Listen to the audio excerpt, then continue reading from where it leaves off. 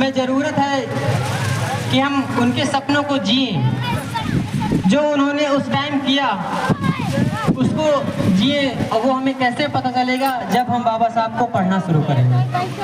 अगर हमें जानना है कि बाबा साहब ने क्या किया तो हमें उनको पढ़ना पड़ेगा। हमें जानना पड़ेगा कि उनका दर्द क्या था जब वो संविधान लिख रहे थे।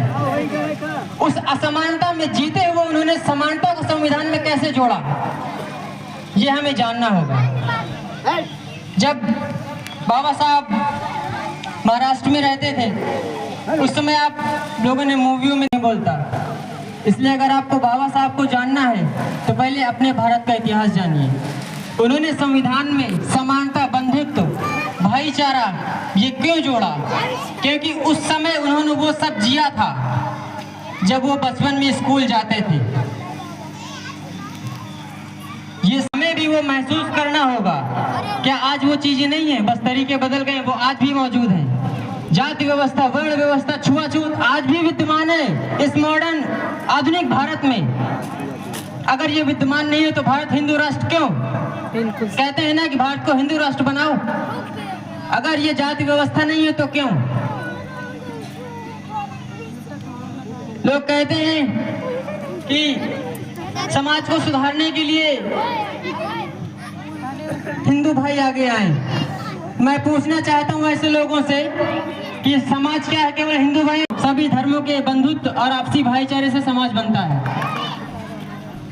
हम इस आधुनिक भारत को ये जो एक सोची समझी नीति के तहत हमारे ऊपर ये थोपा जा रहा है। बाबा साहब जब संविधान सभा की बैठक हुई थी तो उन्होंने बोला था एक आदमी एक वोट, यानी एक आदमी के पास एक वोट होगा। आज ही इतनी बड़ी असमानता है ये भारत, क्या एक लोकतांत्रिक देश की दुर्गति ही कहेंगे कि एक आदमी 200 वोट।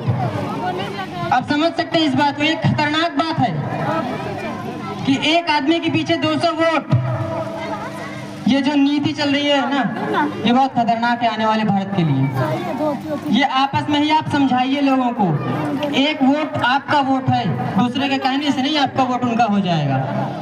एक वोट का मतलब एक ही वोट होता है, एक वोट का मतलब पीछे 100 वोट नहीं होता है। और ये हो रहा, सब समझ जाएंगे। ये भारत की दुर्दशा है, ये भी आपको समझना है।